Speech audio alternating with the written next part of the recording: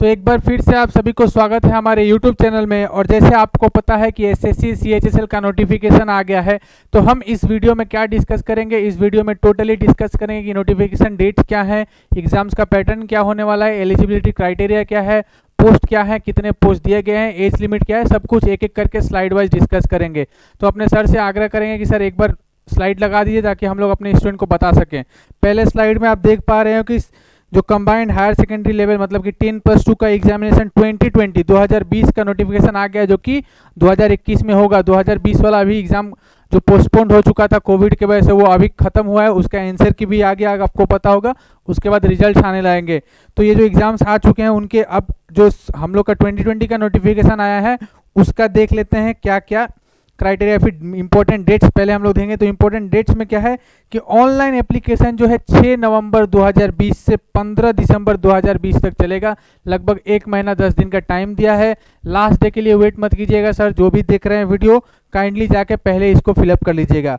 उसके बाद आता है last date and time of receipt for online application. Online application करके अगर आप ऑनलाइन पेमेंट करते हैं तो उसका लास्ट डेट अलग होता है, ऑफलाइन का अलग होता है। तो ऑनलाइन का जो डेट रखा गया है वो 15/12/2020 11:30 रात का 11:30 बजे तक आप पेमेंट कर सकते हैं। वहीं अगर ये जो लास्ट डेट जो हम बताए 15/11 जो है वो है आपका जो अप्लाई करने का है और रिसिप्ट जनरेट करना है। लेकिन ऑनलाइन पेमेंट का अगर फी पेमेंट का बात करें तो वो होता है 17/12/2020 तक। 17 तारीख तक ये लास्ट डेट रहेगा पेमेंट का 11:30 बजे का रात तक।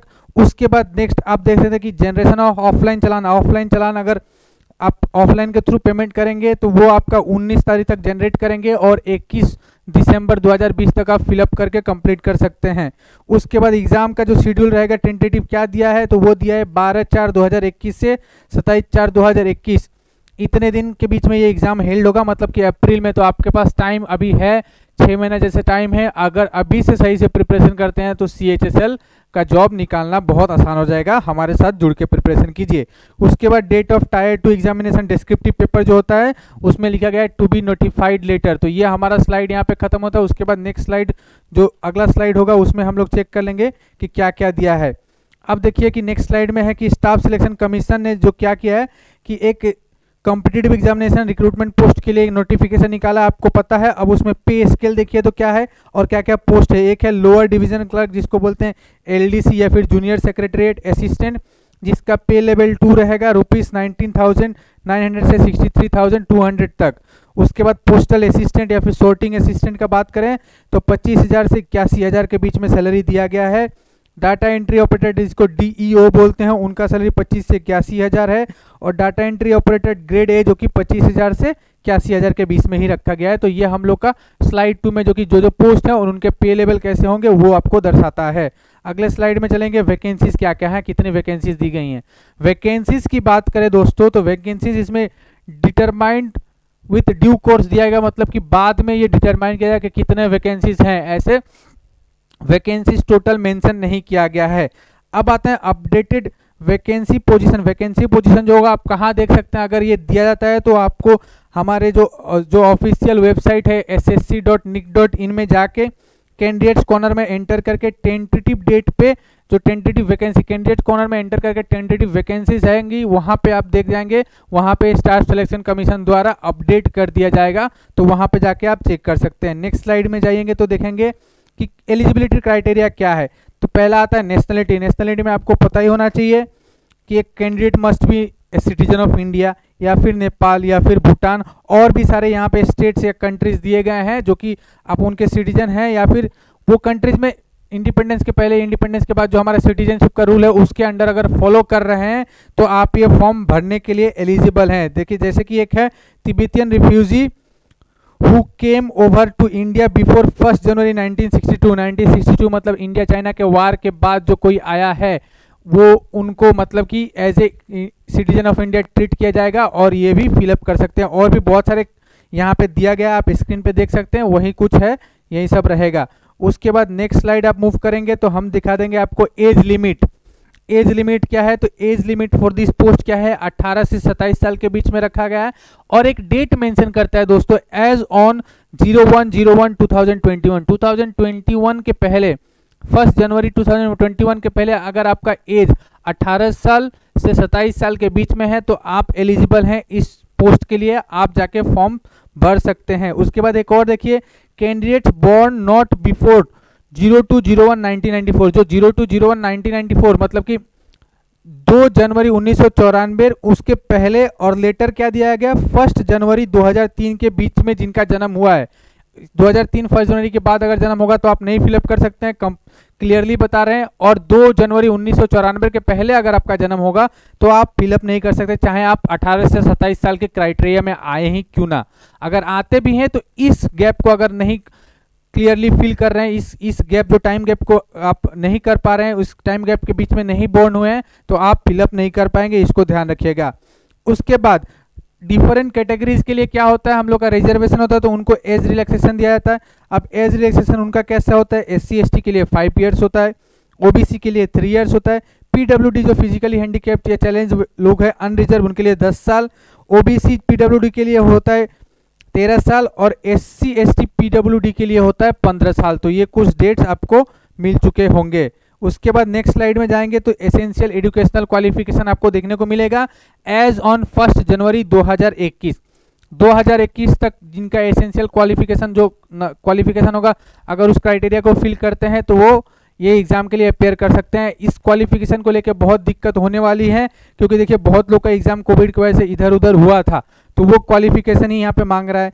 अब देखिए कि LDC, JSA, PA, SA, DO उसमें क्या है, C और A ग्रुप G को छोड़ दें तो candidates must pass 12th from standard और इक्विवेलेंट यूनिवर्सिटी, जो 12th क्लास का क्वालिफिकेशन चाहिए फ्रॉम रिकॉग्नाइज बोर्ड और यूनिवर्सिटी, कोई रिकॉग्नाइज बोर्ड और यूनिवर्सिटी तो उसके थ्रू होना चाहिए।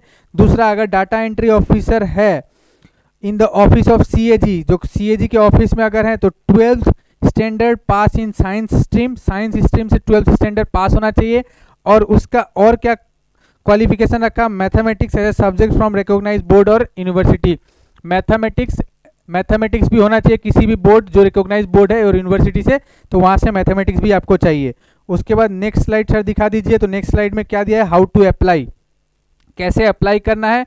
तो उसमें आपको कुछ नहीं करना है, आप डायरेक्ट ssc.nic.in के साइट में जाइए, वहाँ पे जाके आप रजिस्ट्रेशन कर लीजिए। अगर फर्स्ट टाइम रजिस्ट्रेशन नहीं है तो रजिस्ट्रेशन कर लीजिए।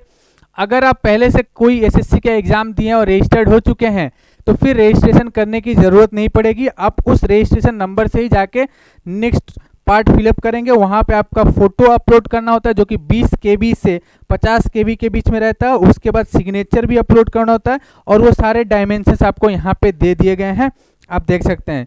Last date of submission of online application form फिर से आपको बता रहे हैं 15 दिसंबर 2020 रखा गया है, तो ये ध्यान रखिएगा। नेक्स्ट 8 नंबर स्लाइड में चलते हैं।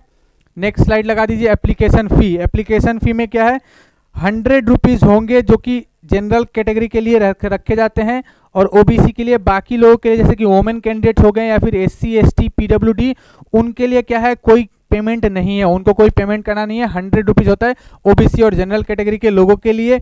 उसके बाद आप पेमेंट कैसे कर सकते हैं, तो आप पेमेंट ऑनलाइन कर सकते हैं, चाहे UPI हो जो कि आजकल UPI सिस्टम चलने लगा, डेबिट कार्ड हो गया, उस तरह से नेट बैंकिंग कर सकते हैं, वीज़ा कार्ड, मास्टर कार्ड, जितने कार्ड्स होते हैं उसके थ्रू पेमेंट कर सकते हैं। अथवा अगर ऐसे नहीं करना चाहते हैं तो आप चालान डाउनलोड कीजिए, चालान लेके SBI बैंक में जाइए, SBI बैंक में जाके 100 रुपये जमा कीजिए, आपका पेमेंट हो जाएगा वहाँ पे। लेकिन जो कास्ट वाले, जो कैटेगरी वाले स्टूडेंट हैं या फिर जो वुमेन्स कैंडिडेट हैं उनको पेमेंट करने की ज़रूरत नहीं है, इसको भी ध्यान रखिएगा। नेक्स्ट स्लाइड 9 नंबर स्लाइड से लगा दीजिए। 9 नंबर स्लाइड में स्कीम ऑफ एग्जामिनेशन, एग्जामिनेशन का स्कीम क्या रखा गया, स्कीम कैसे होता है। तो एग्जामिनेशन एक होगा computer based examination number 1 tyre 1 जो होता है, उसके बाद एक होता है डिस्क्रिप्टिव पेपर और दूसरा होता है, एक और होता है स्किल टेस्ट या फिर टाइपिंग टेस्ट, जिसको टायर 3 बोलते हैं हम लोग, तो उसमें टाइपिंग टेस्ट होगा। क्वेश्चन पेपर जनरली क्या, मैट्रिक सिस्टम्स और weights, necessary metric systems of weights and measures will be use, यहाँ पे यूज किया जाएगा। उसके बाद ये नोटिस आपको टेंटेटिव पहले दिया जाएगा, कैसे क्या एग्जाम्स होंगे, क्या क्या कमीशन ने बोला है। साथ ही साथ एक और चीज आप जानिए कि there shall be no provision for re evaluation और re checking in the examination, no correspondence in this regard shall be entertained. कोई री इवैल्यूएशन या फिर री चेकिंग, जैसे हम लोग कॉलेज में या फिर यूनिवर्सिटी में क्या करते हैं कि अपने कॉपी पे अगर डाउट है कि हमारा ये गलत नहीं होना चाहिए, सही होना चाहिए, फिर से रीचेकिंग के लिए दे सकते हैं उसका एक अमाउंट फी भर के। लेकिन और जैसे भी यूपीएससी के एग्जाम में भी होता है कि रिक्लेम कर सकते हैं आंसर को, या फिर बीपीएससी सारे स्टेट पीएससी के एग्जाम में कि अपना आंसर सपोर्टिंग डॉक्यूमेंट के साथ भेजेंगे तो वो बीपीएससी उसके या यूपीएससी उसके बारे में सोचता है। लेकिन यहाँ पे री इवोल्यूशन या री checking of the in the examination का ऐसा कुछ प्रावधान नहीं रखा गया है।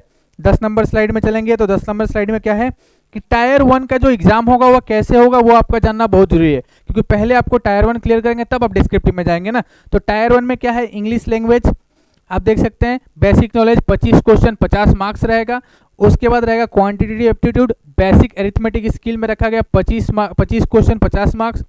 उसके बाद यहाँ पे एक जो 2 बार क्वांटिटेटिव एप्टीट्यूड हो गया वो नहीं होगा, एक्चुअली एक जनरल इंटेलिजेंस या फिर रीजनिंग होगा, तो वो भी 25 क्वेश्चन 50 मार्क, और एक जनरल अवेयरनेस रहेगा 25 क्वेश्चन 50 मार्क। और इसके लिए टोटल टाइम आपको मिलेगा 60 मिनट, 60 मिनट में 100 क्वेश्चन करना है, 200 मार्क्स का आपका पेपर होगा। साथ ही साथ आपको बता दें कि there will be a negative marking जो कि 1/4 होगा, या फिर ऐसे बोले तो 0.5 मार्क्स फॉर ईच क्वेश्चन। तो गलत नहीं करना है, जो पैटर्न है वही पैटर्न हम लोग का चलता रहेगा। उसके बाद आज का लास्ट स्लाइड है कि ये ध्यान रखना है कि अब जो एग्जाम्स होंगे उसके लिए फॉर्म एक्चुअली फॉर्मेट होता है, आपको प्रिंट करना होता है। ये क्या है कि ये सर्टिफिकेट होता है कि डिजेबिलिटी के लिए, जो डिजेबिलिटी का जो सर्टिफिकेट होता है यहाँ से ये फॉर्मेट उठा के वो लोग फिलअप करवाएंगे। ये जो सर्टेन रूल यहाँ पे लिखा गया है सब कुछ यहाँ पे डिसेबिलिटी लिख के ये साइन करके वहाँ पे देना होता है, जो कि फिजिकली हैंडीकैप्ड लोग हैं उनके लिए। तो ये कंप्लीट नोटिफिकेशन है दोस्तों, ये आपको जानना जो चाहिए था वो सब कुछ बता दिए, कब कैसे भरना है ये भी दीजिएगा। आपको ऑफिशियल नोटिफिकेशन जो है आपको हमारे डिस्क्रिप्शन में मिल जाएगा, वहाँ से जाके डाउनलोड करके देख भी सकते हैं। और ये जो CHSL आ गया ये अच्छा एक अपॉर्चुनिटी है, किस बात के लिए वेट करेंगे, आप लोग हमारे इंस्टीट्यूट से जुड़िए और अपना पढ़ाई शुरू कर दीजिए। आशा करते हैं वीडियो आपको पसंद आया होगा। हमारे चैनल को लाइक कर लीजिए, सब्सक्राइब कीजिए और बेल आइकन प्रेस करना ना भूलें, ताकि जो जितने अपडेटेड नोटिफिकेशन हो वीडियोस हो आपके तक पहुंचते रहें। Thank you very much.